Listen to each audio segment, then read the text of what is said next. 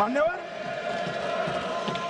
अब देखिए, हमने तो हमला किया था पाकिस्तान स्थित टेररिस्ट ठिकानों पर। अब पाकिस्तान से गलती हो गई, टेररिस्ट ठिकानों पर जो हमला किया था उसको वो अपने पर का हमला मान बैठे और पूरी दुनिया में कहते थे कि हमारा टेररिज्म से कोई लेन देन नहीं है। ये तो अब ऐसे ही ग्रुप करते, हम तो विक्टिम है, जो मनमोहन सिंह ने सर्टिफाइड भी कर दिया था कि ये भी विक्टिम है। मान्यवर, मगर दूसरे दिन इनकी श्रद्धांजलि का कार्यक्रम हुआ और पाकिस्तान को मालूम नहीं पड़ा कि ये पूरी दुनिया देखेगी। सेना के आला अफसर उनके नमाजे जनाजा में उपस्थित हुए, उनके जनाजे को कंधा दिया और ये सारे आतंकवादियों के जनाजे के जुलूस के अंदर पाकिस्तानी सेना, इनके अफसर, आईएसआई के अफसर, वहां की पुलिस के अफसर अश्रुभीनी आंख के साथ जुड़े थे। और मान्यवर, ये सिंदूर ने पाकिस्तान को पूरी दुनिया में एक्सपोज कर दिया कि पाकिस्तान के अंदर टेररिज्म स्टेट स्पॉन्सर्ड टेररिज्म है। ये पूरी तरह से मान्यवर, पूरी तरह से एक्सपोज हो गया। 8 मई को पाकिस्तान ने हमारे रिहायशी इलाकों में हमला किया, हमारे सेना के अड्डों पर हमला किया, मगर एक भी मिसाइल से उनका कुछ नुकसान नहीं कर पाई। बहुत नजदीक से की हुई गोलाबारी के कारण हमारे गुरुद्वारा टूटा, एक मंदिर टूटा, कुछ हमारे नागरिक हताहत हुए।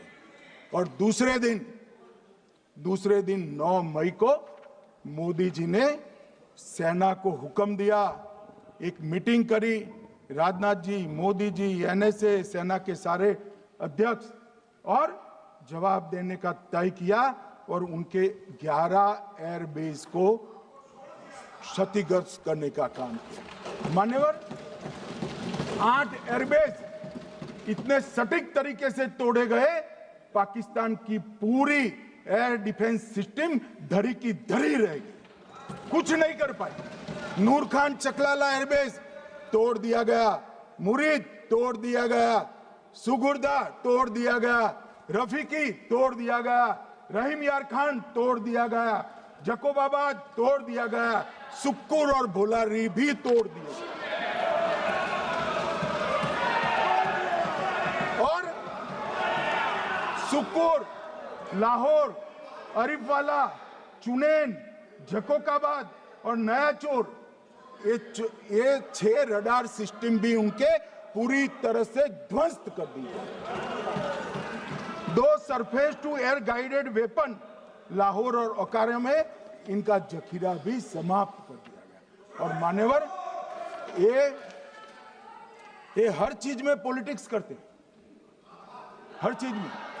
जब उन्होंने हमारे रिहायशी इलाकों पर हमला किया, फिर भी हमने इनके रिहायशी इलाकों पर हमला नहीं किया, सिर्फ इनके एयरबेस और एयर डिफेंस सिस्टम को निशाना बनाया और उनकी आक्रमण करने की क्षमता को पंगु कर रख दिया।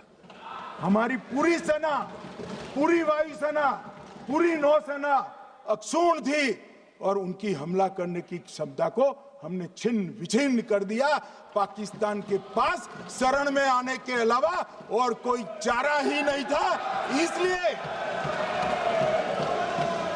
मान्यवर, इसलिए 10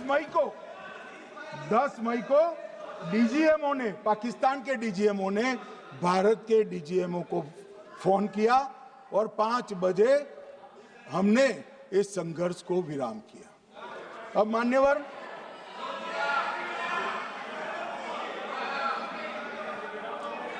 ये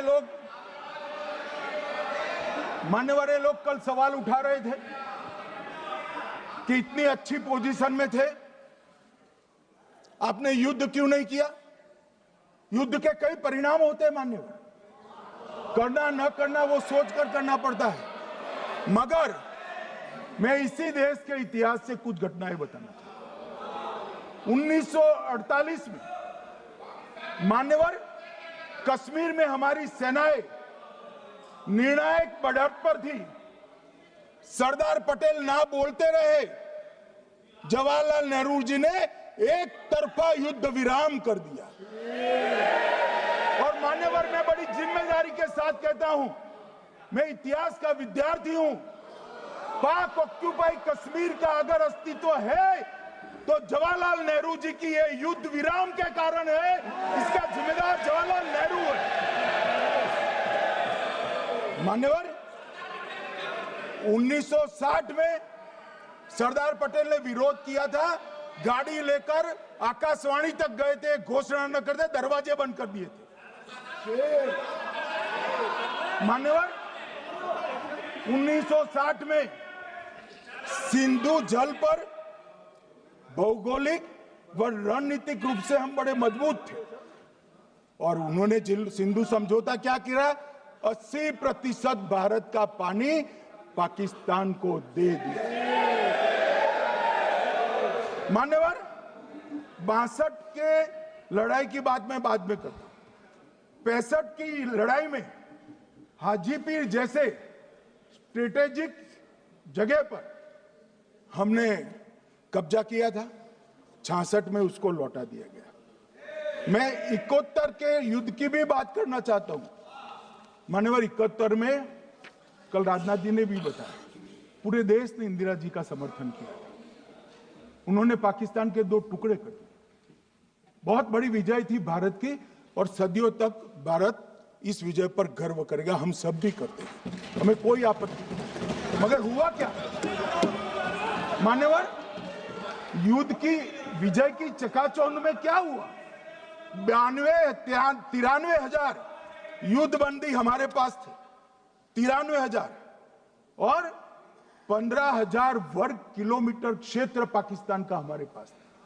93 हजार युद्धबंदी उस वक्त की पाकिस्तान की सेना का 42% और 15,000 वर्ग किलोमीटर क्षेत्र। मगर शिमला में समझौता हुआ, पाक ऑक्यूपाई कश्मीर मांगना ही भूल गए।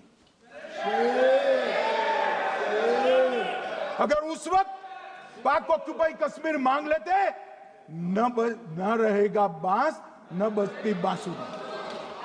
ये कैंप तोड़ने की जरूरत न पड़ती साहब आपको, हमको। मान्यवर, इतना ही नहीं, पाक ऑक्यूपाई कश्मीर तो नहीं लिया, मांगना ही भूल गए। 15,000 वर्ग किलोमीटर की जीती हुई भूमि भी वापस दे दी। तय हुआ था पाकिस्तानी नरसंहार के लिए युद्ध अपराध न्यायाधिकरण बनेगा, नहीं बना। सेना ने पूर्वी पाकिस्तान में नरसंहार किया था। 195 पाकिस्तानी अधिकारियों पर मुकदमा चढ़ना था। भुट्टो अपने साथ इंदिरा जी के सामने से छुड़ा कर ले गए। जनरल मानेक शॉ का एक कोट अनकोट कहता हूं, जनरल मानेक शॉ का, जो एक प्रकार से आर्किटेक्ट माने जाते हैं बांग्लादेश विजय के, इन्होंने कहा कि भुट्टो ने भारत के नेतृत्व को मूर्ख बनाया। अब जो शब्द है, मैं आप कोट अनकोट है, इसमें मेरा कुछ नहीं है, ये लोग गुस्सा न हो सकते। I told her into bracket Indira Gandhi, Indira ji को कहा, that he into bracket Bhutto के लिए, he has made monkey out of you. समझ में आता है? ये फील्ड मार्शल साहब ने कहा है मान्यवर, और ये हमें सिखा रहे, ये नहीं किया, वो नहीं किया, फलाना नहीं किया, ठिकाना नहीं किया। अरे भाई, आप तो पाकिस्तान को